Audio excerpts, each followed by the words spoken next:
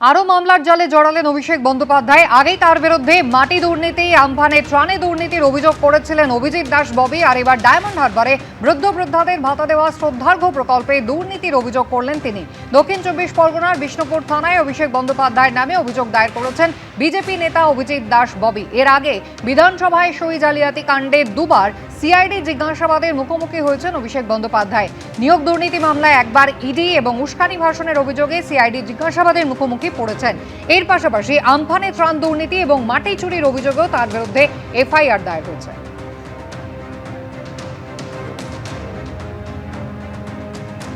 অভিষেক ব্যানার্জি লোকসভা ভোটের আগে 2024 আগে এখানকার বিষ্ণুপুর থানার অন্তর্গত কৃপারামপুরে উনি জনসমক্ষে বলে গিয়েছিলেন যে দুয়ারে সরকারের যে ডেটাবেস অনুযায়ী ও 77,000 বৃদ্ধ বৃদ্ধাদের ওনাকে 1,000 টাকা করে মাসিক ভাতা দেবে, বার্ধক্য ভাতা। আমাদের তদন্ত অনুযায়ী পার্সোনালি সেটা হচ্ছে টোটালি ফেক ছাড়া কিছু নয়।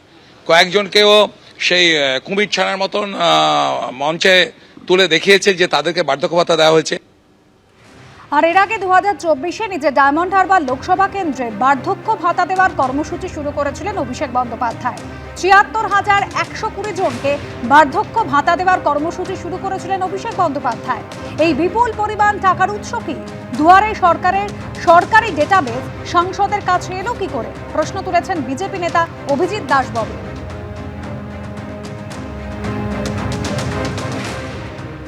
ও যেটা বলেছিল যে 6,320 জন নাকি ওর ডোনার রয়েছে, ওর যারা রাজনৈতিক ভলেন্টিয়ার তারা নাকি টাকাটাকে ডোনেশন করেছে। তাদের প্যান কার্ড, তাদের নাম, তাদের কন্ট্যাক্ট নাম্বার, তাদের অ্যাড্রেস এগুলো তো দরকার আছে। এগুলোকে ব্ল্যাক মানি কিনা, কারণ 5 বছরের সাংসদ হিসাবে প্রতি বছর যদিও 91 কোটি টাকা করে দেয়, 91 কোটি 20 লক্ষ, তা নিয়ার অ্যাবাউট 460 কোটি টাকা ওকে দিতে হবে 5 বছরে।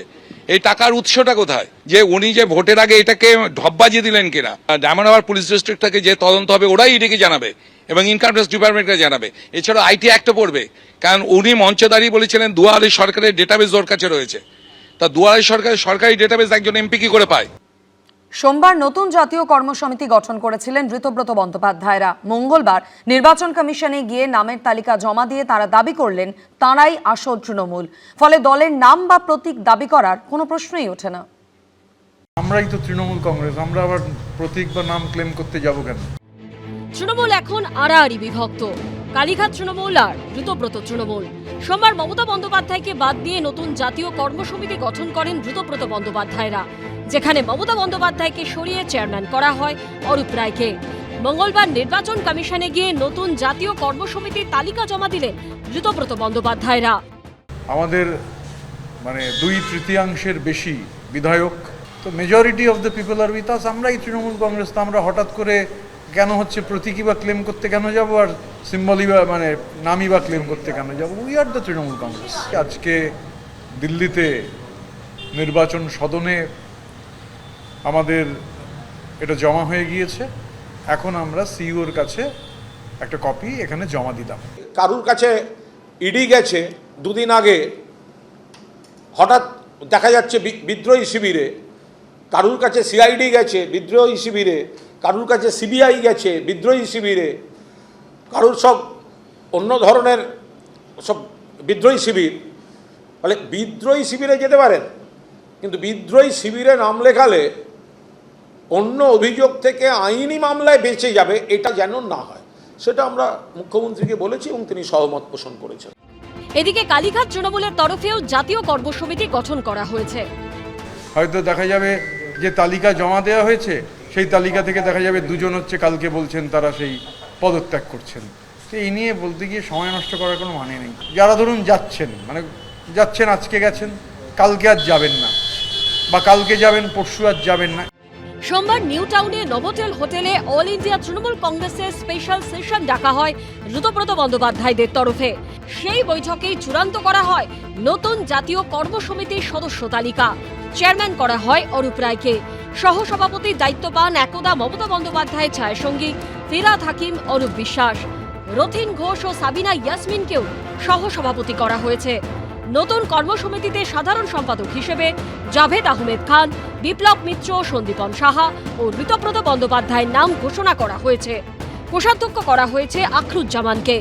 এই তালিকা জাতীয় নির্বাচন কমিশনের কাছে পাঠানো হয়েছে বলে জানিয়েছেন বিরোধী দলনেতা। রুমা পালের রিপোর্ট, এবিপি আনন্দ, কলকাতা। তৃণমূলের প্রতীকে কি আমরা জিততে পারবো? ঋতব্রত তৃণমূলের জাতীয় কর্মসমিতি তৈরির বৈঠকে উপস্থিত থাকার পর এই মন্তব্য করলেন কলকাতা পুরসভার সদ্য প্রাক্তন তৃণমূল কাউন্সিলর বিশ্বরূপ দে। সদ্য প্রাক্তন মেয়র ফিরহাদ হাকিমকেও তিনি নিশানা করেছেন। এই প্রতীকে কিন্তু আজ জিততে পারবো বলে আমরা মনে হচ্ছে না, তার থেকে বিজেপিতে চলে যাওয়া অনেক ভালো। সোমবার ঋতব্রত তৃণমূলের জাতীয় কর্মসমিতির বৈঠকে ছিলেন তিনি। মঙ্গলবার এই মন্তব্য করলেন কলকাতা পুরসভার 48 নম্বর ওয়ার্ডের প্রাক্তন তৃণমূল কাউন্সিলর বিশ্বরূপ দে। কলকাতা পুরসভার মেয়র পদ থেকে ফিরহাদ হাকিমের পদত্যাগের পর বসানো হয়েছে প্রশাসক।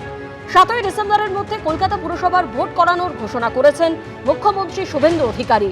কিন্তু তৃণমূলের প্রতীকে দাঁড়ালে আদৌ পুরো ভোটে জেতা সম্ভব কিনা সেই নিয়ে প্রশ্ন তুলে দিলেন কলকাতা পুরসভারই প্রাক্তন তৃণমূল কাউন্সিলর। গতকাল তো আমাদের সবাই অরূপ রায় সভাপতি নির্বাচিত হয়েছেন। হ্যাঁ, আমাদের যেখানে যেখানে সই করার কথা বলেছে করেছি। যেভাবে তৃণমূলের প্রতীক মানুষের কাছে তুলে ধরা হয়েছে গত 2-4-6 মাসে, যে এই প্রতীক মানে হচ্ছে অস্বচ্ছতার প্রতীক। এই প্রতীক নিয়ে কোনো কাউন্সিলরই হলপ করে বলতে পারবে না এই প্রতীকে আমি জিতব। তারা মমতা বন্দ্যোপাধ্যায়ের মুখে জিততে পারেন, তারা বিজেপির পদ্মফুলে জিততে পারেন, কংগ্রেসের হাতে জিততে পারেন, এই প্রতীক নিয়ে জেতা যাবে না।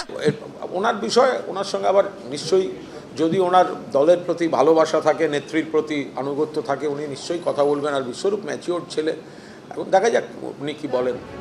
এই প্রসঙ্গে কথা বলতে গিয়ে সদ্য প্রাক্তন মেয়র ফিরহাদ হাকিমকেও নিশানা করেছেন তিনি। আমরা কি দেখলাম, আমাদের মহানাগরিক শ্রী ফিরহাদ হাকিম গত মাসখানেক আগে তিনি আমাদের কর্পোরেশন থেকে মমতা বন্দ্যোপাধ্যায়ের কালীঘাটের বাড়িতে আমাদের সবাইকে ডাকলেন, নিয়ে গেলেন, তিনি নিজেও উপস্থিত ছিলেন। গতকালও দেখলাম মিটিংয়ে তিনি উপস্থিত ছিলেন। ফলে তারা যখন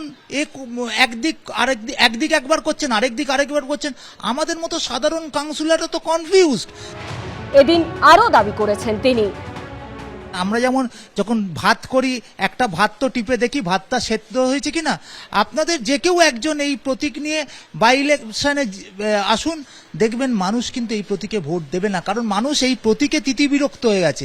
আমি বরঞ্চ ঋতব্রতবাবুদের অনুরোধ করব, এই প্রতীকের বদলে একটা নতুন প্রতীক নিন, যেটা মানুষ গ্রহণ করতে পারবে। পুরসভা ভোটে তৃণমূলের প্রতীকে লড়বে কোন শিবির, সেটাই এখন দেখার। অর্ণব মুখোপাধ্যায়ের রিপোর্ট, এবিপি আনন্দ, কলকাতা। এবিপি আনন্দ, এগিয়ে থাকে, এগিয়ে রাখে।